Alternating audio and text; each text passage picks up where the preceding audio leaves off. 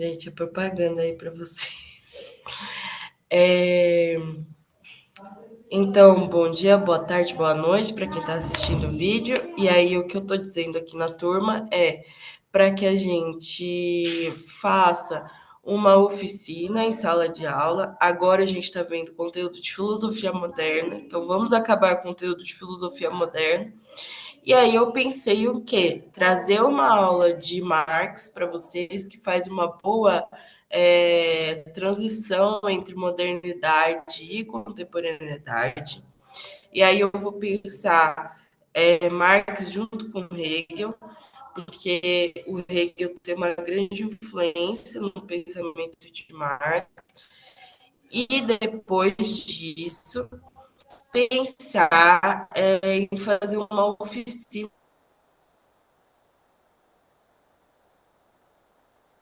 junto com vocês. A ideia da oficina é que vocês tragam filósofos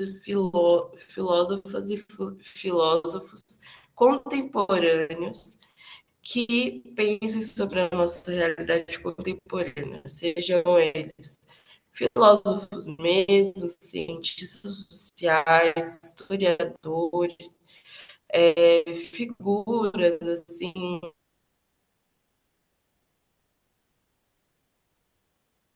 por exemplo, ativistas como indígenas, ou da filosofia oriental, filosofia africana, para que a gente tenha uma ampla gama de referências aqui. Então, para a gente expandir um pouco para que vocês façam esse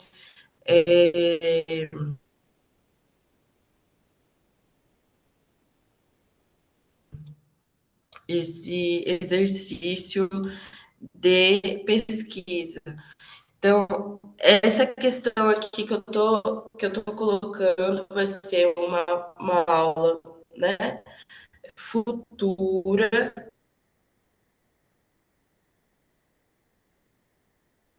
Eu vou dar outro toque para vocês, outro lembrete na aula anterior para que vocês tragam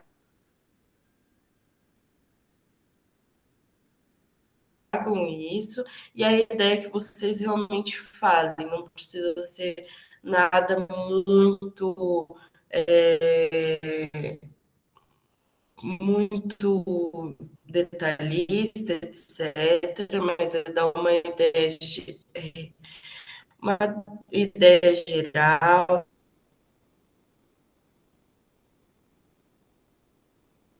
Se quiserem trazer,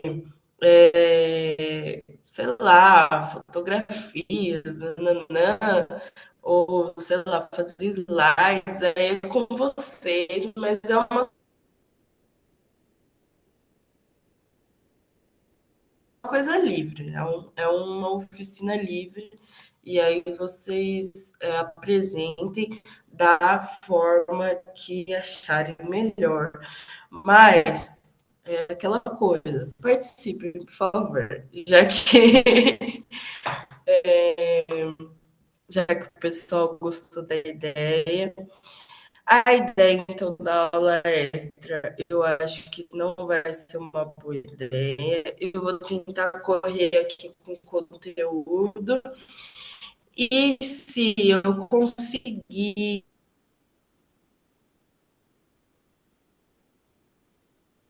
algum horário de algum professor, não sei o que, a gente faz essas trocas, tá bom?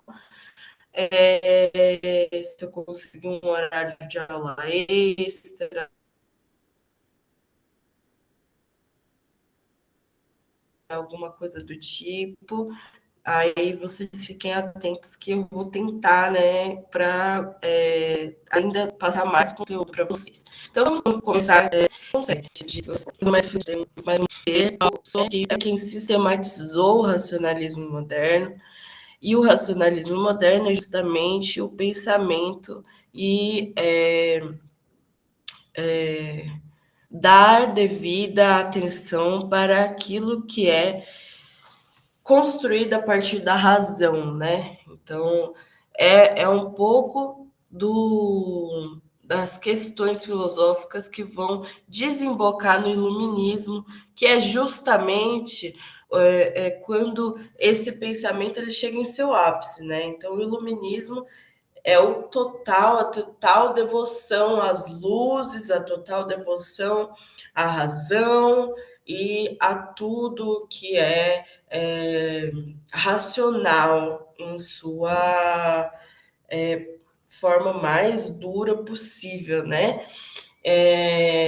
Tem um pensador contemporâneo que chama de Stevan Todorov, que ele é da Europa, mas a Europa não é a Europa ali, eu esqueci o nome, como é que fala? Da Europa mais pro leste.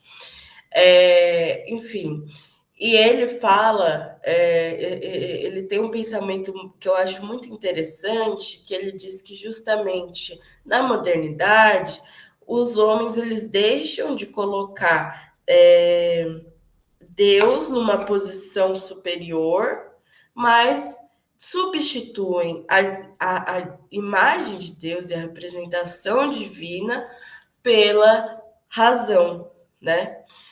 Então, eu acho bem interessante esse pensamento para que a gente pare de pensar naquela dicotomia sempre e pensar que eles substituíram essa figura divina para uma figura da razão, do intelecto como superior, etc. Tudo aquilo que chega às luzes, né?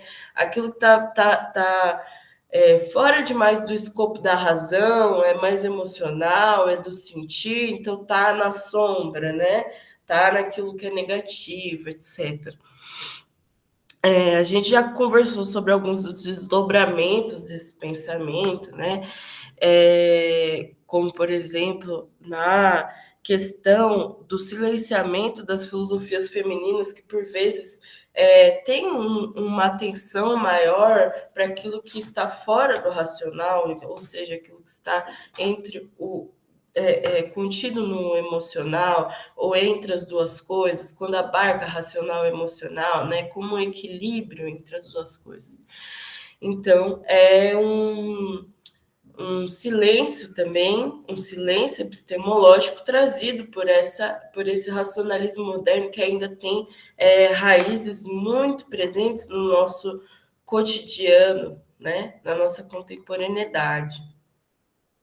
Então, o empirismo moderno, ele vai se contrapor um pouco nesse racionalismo, por quê? Porque o racionalismo, e veja bem, racionalismo e empirismo, eles se contrapõem, porém, eles são da mesma corrente, por quê? Porque os dois priorizam a razão, e os dois estão pensando aqui na modernidade, após o Renascimento, estão pensando em como chegar ao conhecimento. Como acessar o conhecimento? Eles são muito importantes, a gente vai ver hoje o empirismo moderno, ele é muito importante para aquilo que se tornou a ciência, né? A ciência moderna, o método desenvolvido aqui é o método utilizado até hoje pela ciência moderna. Então, o racionalismo, assim como o empirismo, eles estão pensando como acessar esse conhecimento. Como acessar esse conhecimento através da razão, da razão. Porém, a forma como se acessa esse conhecimento no racionalismo moderno e no empirismo são diferentes. O racionalismo moderno acredita que o conhecimento ele é adquirido a partir dos sentidos racionais, dos 5 sentidos mesmo, pelo tato, pelos olhos, né, pela visão, enfim, pelos nossos 5 sentidos, como a gente viu na aula passada. Então, René Descartes ele faz todo um método desenvolvido a partir desses 5 sentidos. O empirismo moderno já não. Ele vai pensar num conhecimento adquirido pela experiência, né? Então, eu preciso experimentar, né? Antes de tomar conclusões sobre aquilo. Experimentar para depois racionalizar, certo? Então, o que, que quer dizer isso? Quer dizer que a mãe de vocês é a maior empirista que vocês conhecem. Por quê? Porque quando vocês eram pequenos, a mãe de vocês virava para vocês, se vocês, por exemplo, olhava para o alface e falava assim: não quero comer esse alface. Esse alface não tá bonito, não tá bacana, assim, não tá bonito igual o milkshake do McDonald's, né? Sei lá, igual o Danoninho, não tá assim. E aí o que, que ela dizia? Você não comeu ainda, experimenta para depois dizer se você gosta ou não gosta, né? Então, sempre que vocês pensarem em empirismo, lembra da mãe de vocês. Lembra da mãe de vocês. Eu, eu travei, gente. Gente, agora a gente tem internet, mas a internet está travada.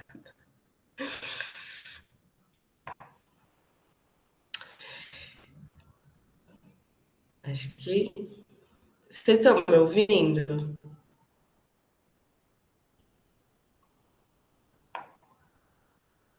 Ou tá só travando o vídeo, mas a voz tá normal?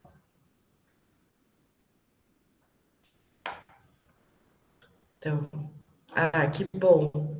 Obrigada, gente. Obrigada. Beleza. Então, sempre que vocês pensarem em empirismo, pensem na mãe de vocês. Pensem nessa questão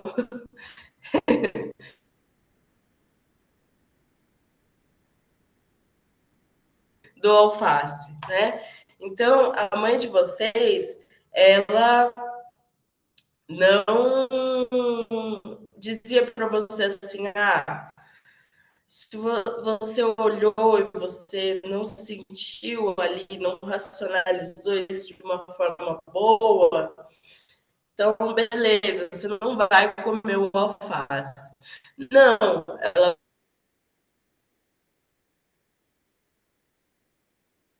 falava para vocês, primeiro você experiencia aquilo, come aquilo, né? Tem essa experiência para depois você racionalizar se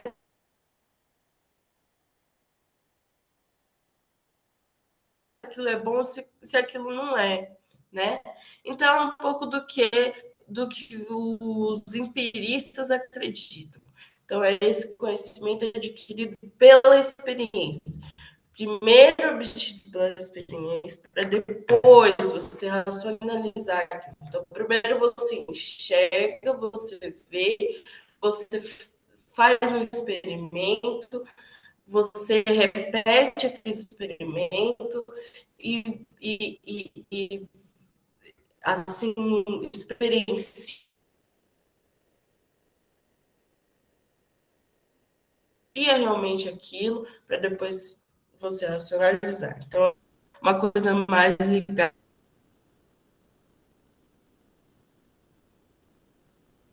a um método científico de uma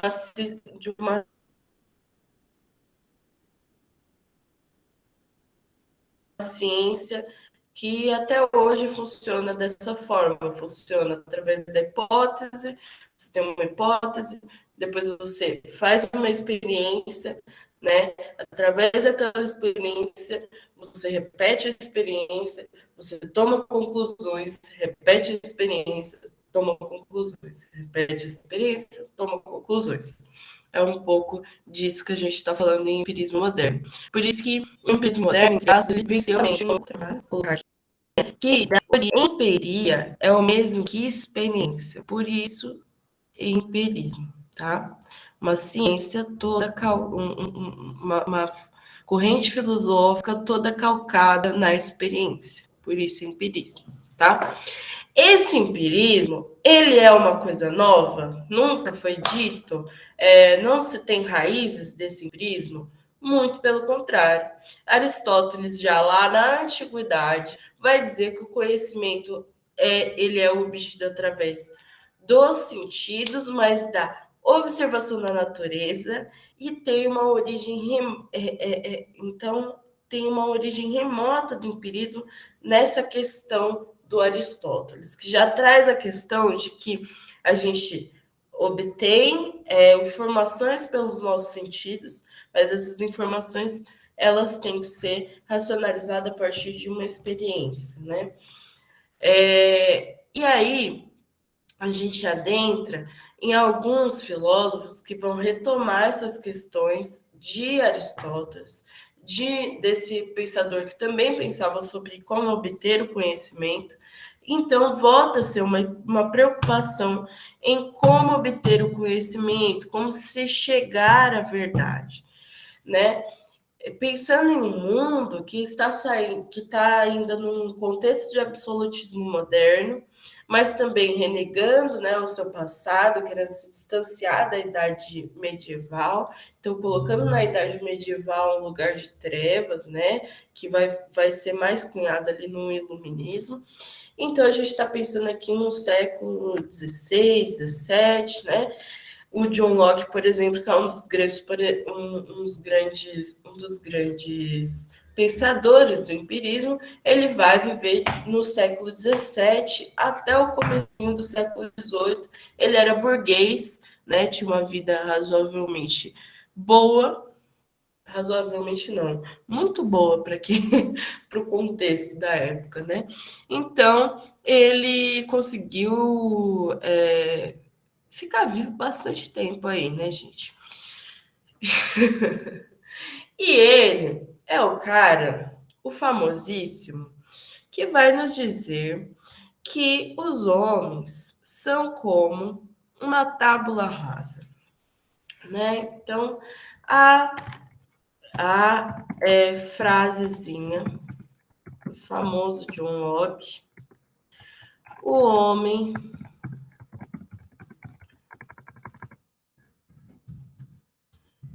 é uma tábula rasa. E aí eu pergunto para vocês, o que significa isso?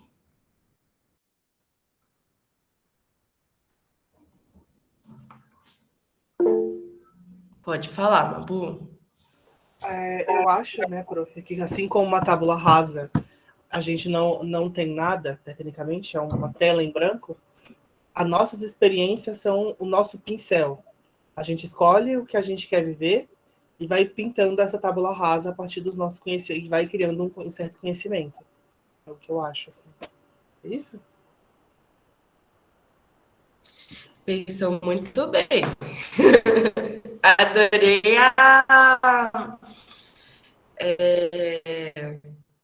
a forma como você construiu isso. Exatamente.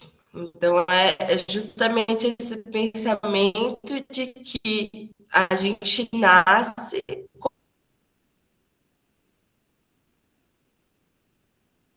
como uma folha em branco, como uma tela em branco, como uma Bu muito bem, muito artisticamente bonita disse. E então as nossas experiências nessa construção de uma Bu ficou bem bonita. São então, as nossas pinturas, né? São as nossas pinceladas. Bem bonito isso. Bom, ele vai dizer justamente, e aí você trouxe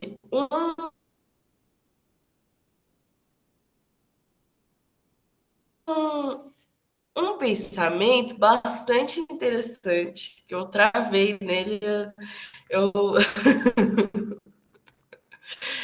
eu preciso discorrer sobre. Você trouxe um pensamento bastante interessante, porque você disse assim: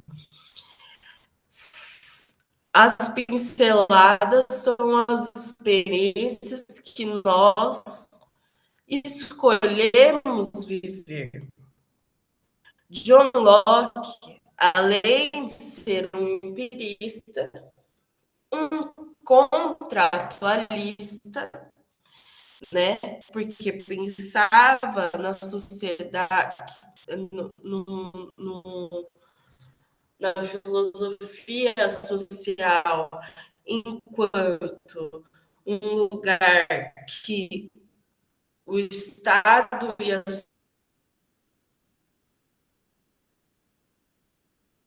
sociedade têm um contrato entre si.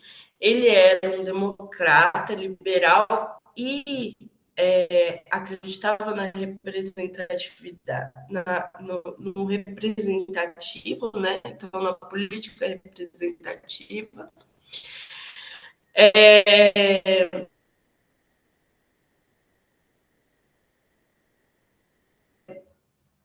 E também é um pensador desse contrato social. Só que também é considerado o pai do liberalismo. Então, você trouxe sobre o liberalismo, agora perguntamos daquilo que temos liberdade para escolher. Essa é a questão. Será que a gente tem liberdade para escolher? Será que a gente tem liberdade para fazer as nossas pinceladas? Será que as nossas experiências são escolhas nossas?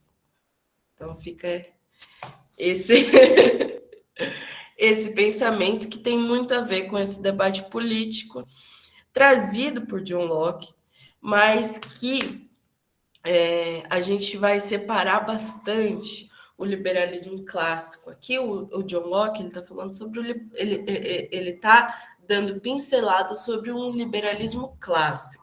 Né? Ele vai acreditar que todos os seres humanos eles nascem com direitos naturais, são os jus naturalis. Então, se vocês virem essa palavrinha no vestibular, já sabe de quem. Calma, que eu escrevi errado. Se a professora de vocês não escrever errado. Já sabe do que se trata. Então, são os direitos naturais. Os direitos que nascem conosco. Ao mesmo tempo que nascemos em branco, nascemos já com direitos. Direitos esses que são o direito à vida, então eles são uma crítica, lembra? Ele está vivendo o absolutismo, ele está criticando o absolutista, o absolutismo. Por quê? Porque o absolutismo matava pessoas, e não existia essa questão do direito à vida, essa ideia do direito à vida. Então, John Locke traz essa ideia do direito à vida num contexto em que legalmente não existe. O direito à liberdade de ir e vir e de expressão. Vai ser algo que a gente vai debater ainda mais quando a gente for ver o filósofo iluminista Voltaire, certo? E o direito à propriedade. E aqui, mais uma vez, vem aquele debate, né, que Mabu trouxe em sua fala. O direito à propriedade aqui é o direito a você adquirir uma propriedade, para John Locke. Não é o direito, como no socialismo, que ainda não existe, mas mais tarde irá existir, através da teoria de Engels e Marx, não é o direito à propriedade, mas sim o direito a você adquirir a sua propriedade. A partir do momento que você adquiriu a sua propriedade, aquela propriedade é em direito natural sua. Ponto final, né? Então, isso é uma diferenciação aí que a gente precisa fazer e que é bastante importante. Então, o contrato social aquela questão de que eu levantei. Ele realmente acreditava numa democracia liberal e representativa, e o contrato social, se vocês verem lá, contrato social, contratualista, não sei o quê, já liga numa figurinha que é o John Locke. Tem outros também que pensaram nisso. Então, tem John Locke, mas também tem Thomas Hobbes, tem também Rousseau, que vai contra os dois. Então, Rousseau já vai dizer que quanto mais a gente tem contratos, mais a gente se torna. Como é que se pode dizer? Mais. Me fugiu a palavra. Quanto mais a gente constrói essa sociedade em parâmetros entre Estado e sociedade, mais a gente se distancia de uma natureza, né? Então, o Rousseau ele já vai ser mais naturalzinho, ele já vai dizer que isso, na verdade, está fazendo um mal porque está nos afastando da natureza. Pode falar, Mabu. Prof, esse ponto da natureza dessa época que eu acho muito interessante é que as pessoas viam a natureza como algo puro, algo que não faz mal, algo totalmente natural. Só que quando a gente vai mais para frente, a gente estuda um pouco assim mais a biologia, a gente vê o quanto a natureza, na sua encarnação em si, é pura violência, né? Um caso muito óbvio que a gente vê é, por exemplo, o gato e a gata. Por que a gente está de boa no nosso quarto, a gente vê aquela gata miar muito rápido? Porque, tipo, no coisinha do gato tem uns espinhos. E aquilo machuca a gata, né? E aí é isso que é muito da natureza. É violência, é dor. E assim, e aí quando alguém joga essa frase, a gente se distancia da natureza, temos contra a natureza. Amore, você mesmo que para a natureza, você quer ser morto por algum bicho, que os bichos se matam ali. Não, tudo bem, eles não fazem isso porque eles querem, é algo puro deles, mas não significa que seja algo bom, sabe? Então, quando a gente fala o homem, ele se afasta da natureza, mas ele nasce perto da natureza, não significa que ele seja bom, significa que ele é natural. Aí eu acho que é outro ponto, né? Interessante, é um contraponto interessante mesmo. Muito bem colocado. Eu acho que aí tem as duas questões, né? Ao mesmo tempo que a gente precisa da natureza e somos natureza, o que a gente construiu também é importante para a nossa sobrevivência e para a nossa continuação, né, enquanto espécie e bem-estar, né? Aí vem uma outra questão existem aí dois debates filosóficos que são extensíssimos, que é a questão do bem-estar e a questão também do sofrimento humano, né? Então, na contemporaneidade, por exemplo, a gente vai ter de um lado o fatalismo, né, fatalismo oriental, e também na Europa filósofos como Nietzsche, como a teoria do caos de Augusto, né? Então, teorias que vão dizer, por exemplo, que a vida é sofrimento, que a vida ela é condicionada a isso, que a natureza é condicionada ao sofrimento também. Então, filosofias orientais também, como o budismo, por exemplo, vão dizer que o sofrimento é algo inerente à existência humana, mas olha o sofrimento como um momento de crescer, né? Um momento de você conseguir transformar aquilo em uma outra coisa, em algo melhor, que aí já entra numa perspectiva filosófica ligada à religião. Mas, enfim, aí um debate extenso, eu ficaria aqui por horas falando sobre. É bem interessante. Pensar o bem-estar e pensar o sofrimento, né? E essa nossa ligação com a natureza. E aí vamos para as outras características de John Locke. John Locke, boa tarde, Vitória, tudo bem? John Locke, ele vivia em uma região de maioria puritana e calvinista. Mas ele acreditava na tolerância religiosa, tá? Ele acreditava que o Estado ele não podia definir a verdadeira religião das pessoas, nem mesmo a sociedade poderia definir uma religião verdadeira, né? Ele também, por outro lado, defendia o trabalho infantil, por exemplo, os podres, né? Porque ele defendia que, para as famílias mais pobres, as crianças elas realmente deviam trabalhar para ajudar no sustento dessas famílias, né?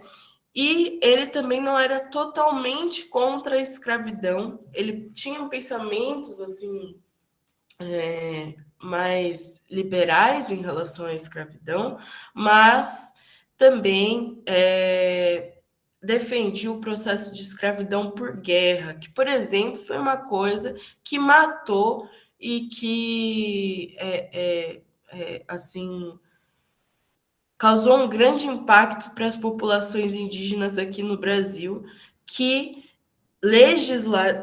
de forma legislativa foram escravizadas em situação de guerra, né? Mesmo não havendo guerras realmente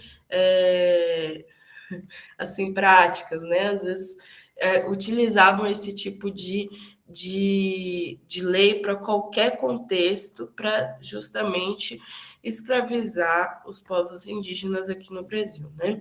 Então, ele olhava para as Américas de uma forma bem inferiorizada. Por quê? Porque as Américas elas não se encaixavam no capitalismo, né? O capitalismo, ele estava aí no seu começo, e a escravidão é algo que vai enraizar esse capitalismo e dar dinheiro e bancar esse capitalismo. Então, por isso que ele tem um discurso sobre a escravidão, né? E a gente entende. E ele enxerga, então, as sociedades que, para ele, não estão desenvolvidas em pé de capitalismo como sociedades inferiores, né? Bom, para falar sobre John Locke, a gente poderia falar muita coisa sobre o pensamento econômico, sobre o pensamento filosófico e político dele, que tem até hoje uma grande influência no nosso pensamento. Mas eu queria que vocês, assim como uma liçãozinha de casa, procurassem distinguir o que é o liberalismo clássico, que é esse liberalismo de pensar as nossas liberdades, e da diferença dele com o neoliberalismo, que é algo que hoje, por exemplo, no Brasil, é bastante difundido. São duas coisas diferentes e é importante que vocês tenham essa diferenciação na mente de vocês. Mas eu vou aqui continuar o conteúdo para a gente ver mais dois filósofos importantes do empirismo moderno. Vou correr aqui. Então, o segundo que eu queria trazer para vocês é o Francis Bacon, do século XVI. Ele também era filho de aristocratas e ele chegou a ocupar até um cargo importante no governo do James Tudor, tá, gente? Esses caras eram sempre caras envolvidos com a política,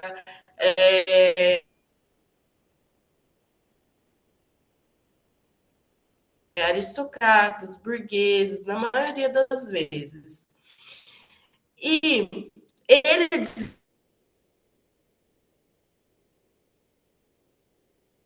desenvolveu um método empírico indutivo, certo? Isso é importante de vocês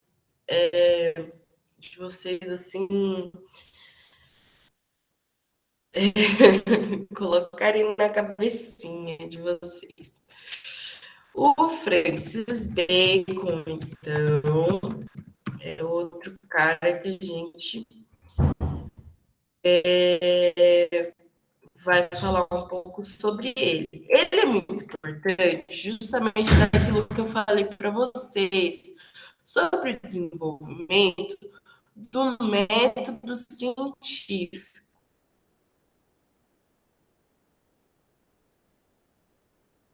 Ele é um cara que vai realmente acreditar nesse método, inclusive ele morreu, né, fazendo experiências, gente, é real. Então, ele desenvolveu essa questão do método empírico indutivo. Gente, é difícil.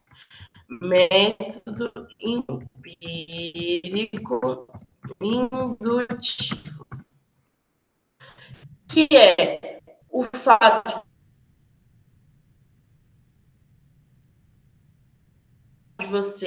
de que você induz a experiência para conhecer. Então, você coloca os fenômenos em prática para tirar conclusões, né? Ele também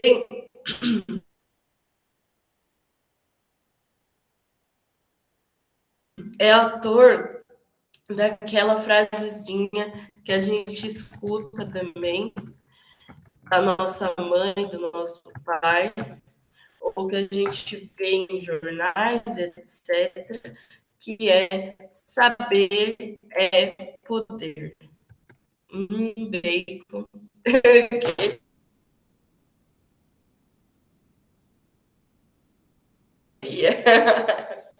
Bacon, bacon. Então, quando vocês lembrarem do bacon, vocês lembram de saber o poder.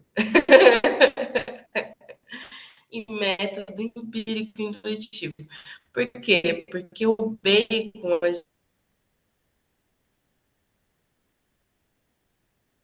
a gente pega, né, faz a experiência de cozinhar ele, de fritar ele, come e é gostoso. Ou seja, método empírico intuitivo. Então, isso é uma aprovação, como a gente vai entender morreu tudo, as coisas eram mais rústicas, né? Por mais que ele fosse um aristocrata, ele se isolou, né, em um lugar para fazer essa experiência e aí ele acabou morrendo. Então ele era um cara que realmente acreditava no seu método, né? Então, através desse método, o que a gente pensa, né? A gente parte de algo bem específico, bem menor, para entender o todo, né? Isso é algo extremamente utilizado na ciência, né?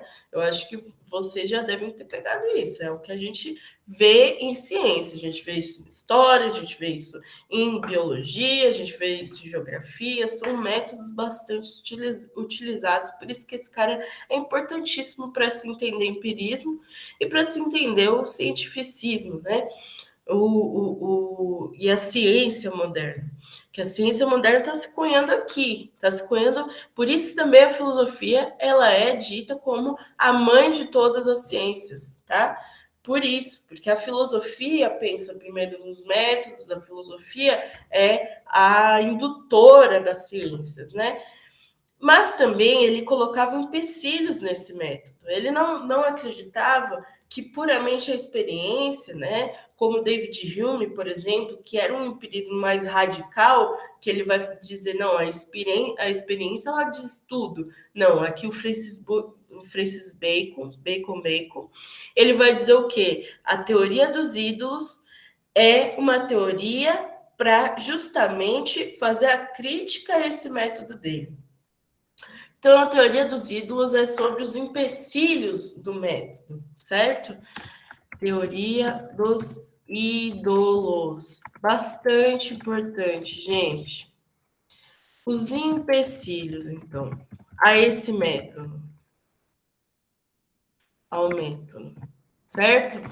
Então, o ídolo. São 4 ídolos, né? O ídolo da tribo, que é justamente você tomar cuidado com o nosso próprio pensamento, porque ele pode nos enganar. O nosso pensamento ele também pode vir para a gente distorcido. Então, não é porque a gente fez a experiência, a gente pensou, racionalizou, que esse pensamento não vai estar distorcido, ele pode ser distorcido. O ídolo da caverna, que já diz mais respeito do nosso gosto pessoal. Então, a gente tem que tomar cuidado com a subjetividade. Isso é algo que é extremamente, assim, erradicado pelos... pelo cientificismo moderno, né? Então, por exemplo, em história, nessa equalizão assim de pensadores, acreditava-se, por exemplo, que é algo que algumas pessoas ainda do senso comum acreditam, né, que a história ela traz uma verdade, ela traz uma verdade sem subjetividade nenhuma em seu método, assim como a ciência, a biologia. Mas a gente tem que tomar cuidado também com a questão de que cada cientista tem a sua subjetividade. Se eu escolho entender o que é esse papel e por que esse papel é branco, por exemplo, isso abriga uma subjetividade minha. Seja ela porque eu tenho acesso a esse papel, seja ela porque eu gosto de branco, e etc. E assim vai para outras subjetividades muito mais complexas, né? Então, ele vai nos dizer sobre esse cuidado que temos que ter com essa subjetividade humana que é inerente. Então, o outro ídolo é o ídolo do foro, que é justamente a questão de que temos que ter uma linguagem adequada para fazer ciência, né? Então, cada ciência tem a sua linguagem adequada, e isso é necessário para que a gente use termos corretos, né? Para racionalizar aquela experiência. Então, ele já está pensando também na linguagem. E o ídolo do teatro, que é o cuidado com os pensamentos dos filósofos do passado. Porque esses filósofos do passado, eles não necessariamente têm ideias comprovadas. Então, se eles não têm ideias comprovadas, se a gente está querendo racionalizar aqui as coisas, como é que a gente vai, né, acreditar ferro e fogo nesses caras? Não tem como.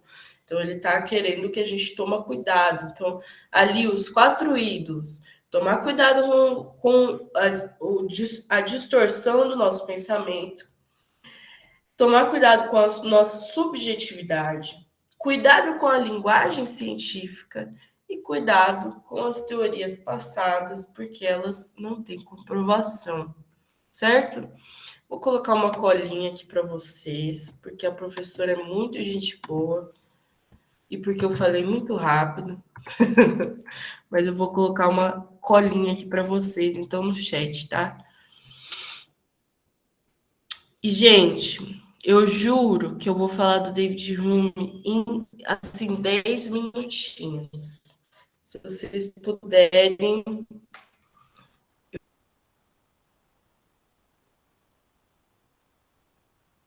Eu juro. Vou estender uns 10 minutinhos.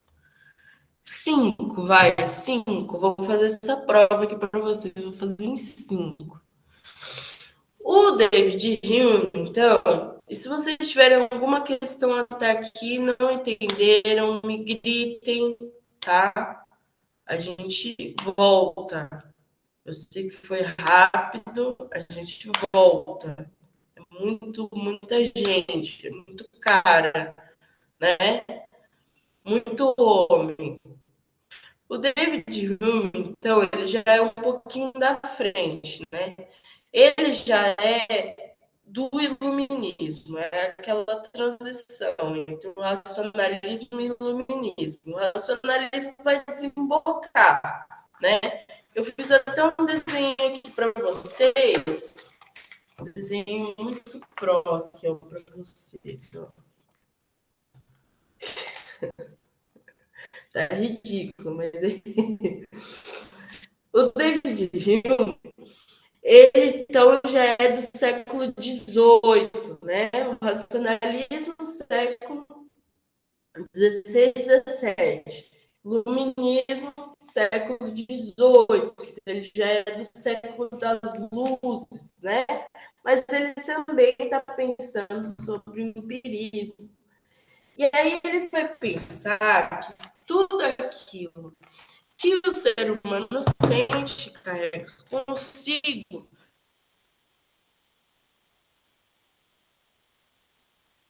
são obtidas através das experiências. Não tem como ser diferente disso. Ele é extremamente radical no empirismo, tá? Ele é um empirista radical mesmo. Ele acredita, né, que existe uma diferença entre as nossas experiências e as nossas ideias. O que a gente experiencia e o que a gente constrói a partir dessa experiência. Essa impressão que a gente constrói a partir da experiência, ela é muito ordinária, ela pode ser distorcida, ela não condiz com a realmente a realidade por vezes. Então, qual que é o maior exemplo do David Hume? Que a gente vai terminar aqui para entender muito bem quem,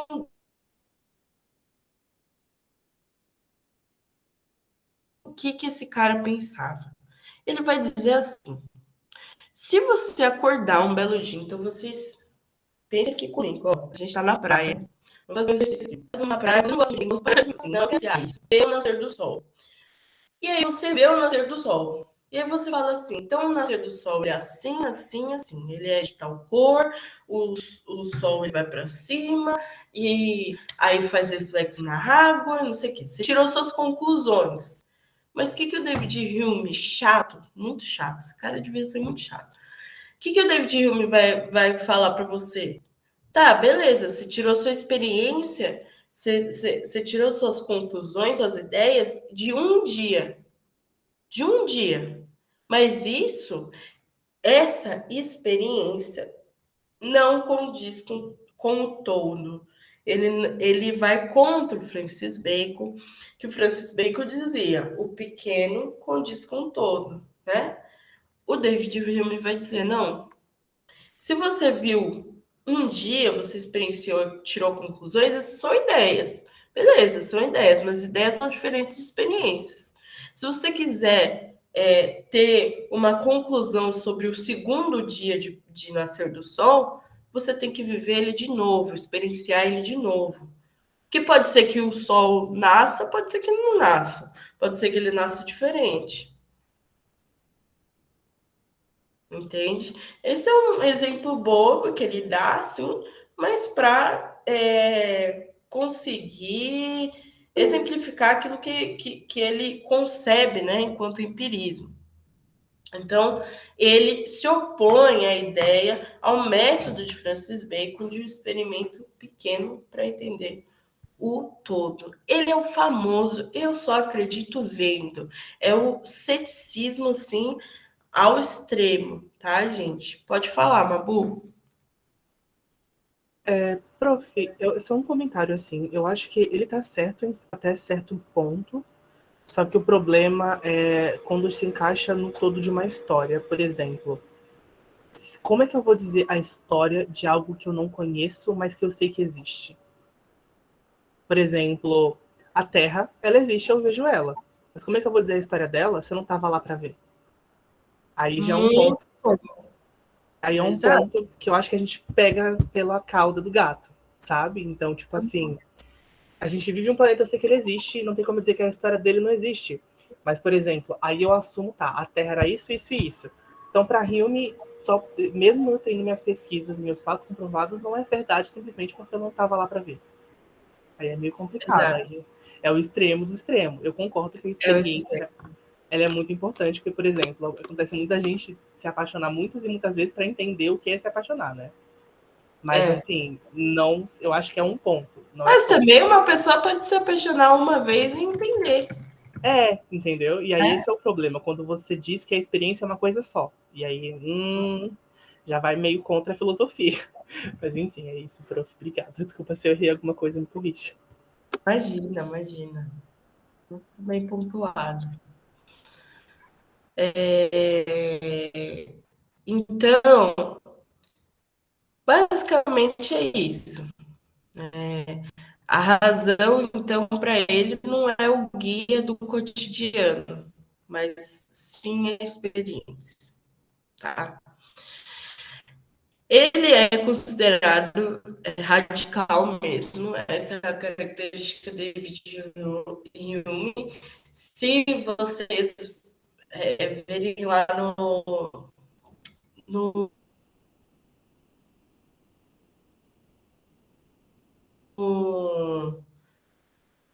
no vestibular, a gente já sabe, então, que o John Locke é o cara da tábua rasa, né? Lembra da parede branca aqui, ó, da professora? Que a gente nasce sem saber nada, vai adquirindo a partir da experiência, também é o pai do liberalismo, é um cara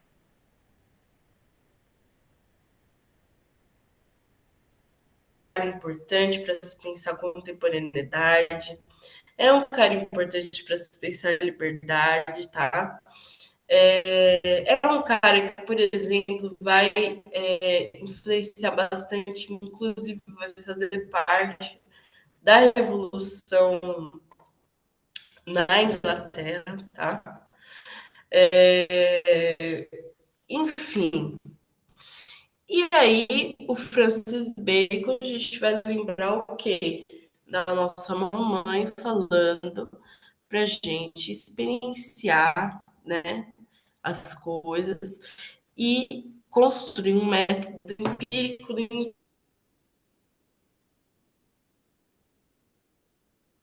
indutivo, né? Então, de repetição. Então, você não basta você experienciar lá o alfacinho uma vez. Tem que comer várias vezes, né?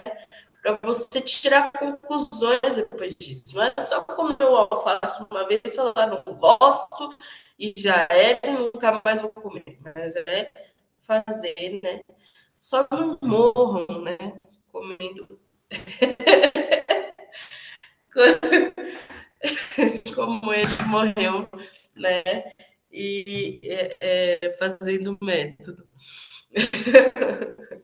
Brincadeiras à parte, então, lembre disso. Lembrem da teoria dos ídolos, tá? Os empecilhos desse método, isso é uma coisa importante. E o David Hume é um radicalzão.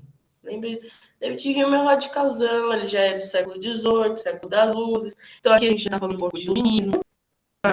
Todo o nosso projeto educacional, em sua raiz, né, no Brasil republicano, né, da sistematização de uma escola, o que é uma escola, e também da disseminação das escolas pelas cidades, principalmente em São Paulo, né, pensando num recorte em São Paulo, foi pensado através do iluminismo, tá? A educação, ela era um meio de se chegar a essas luzes.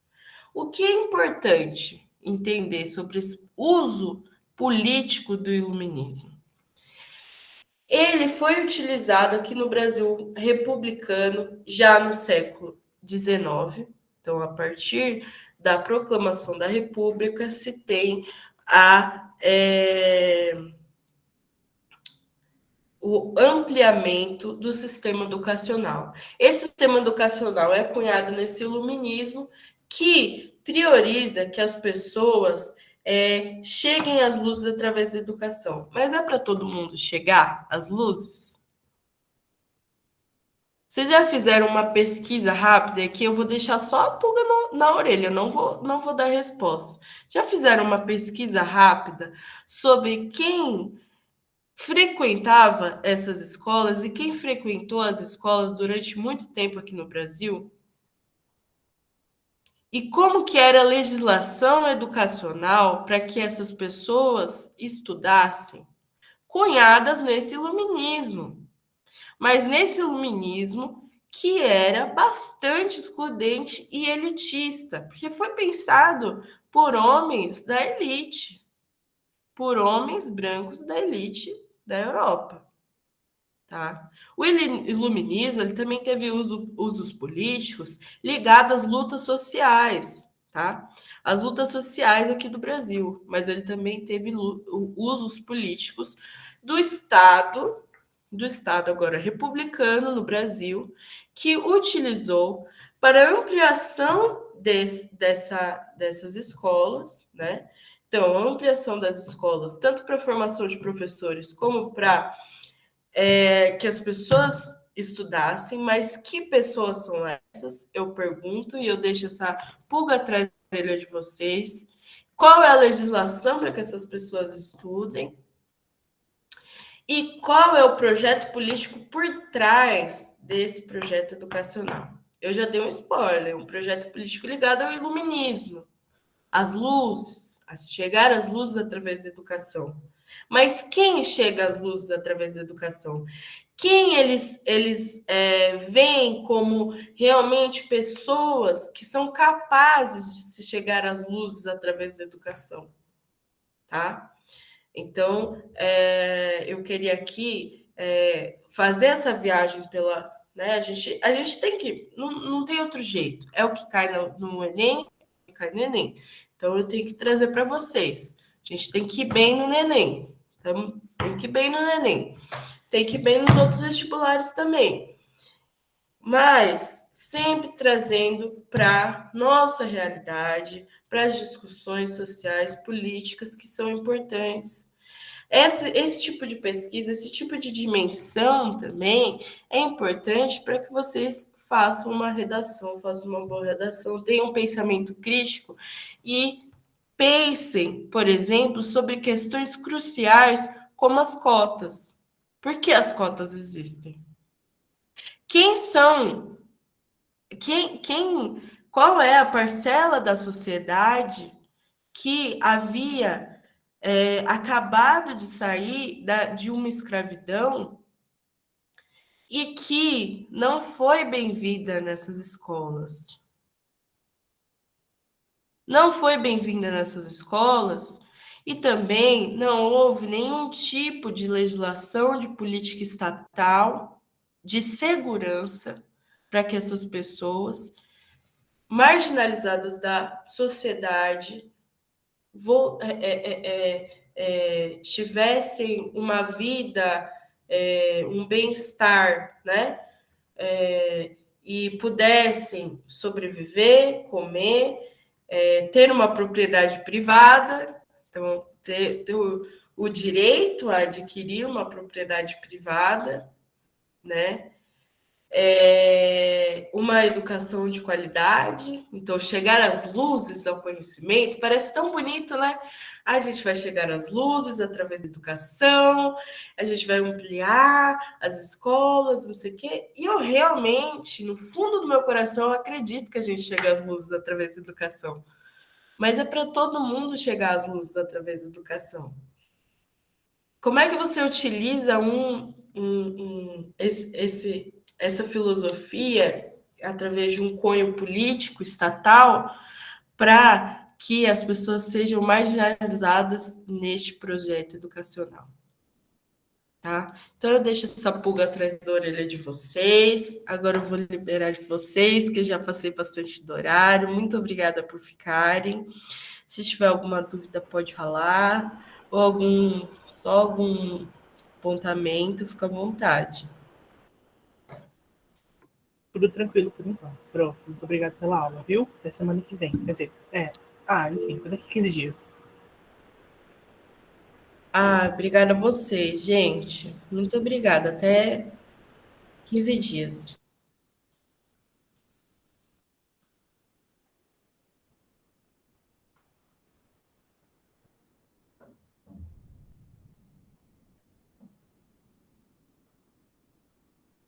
Obrigada a vocês.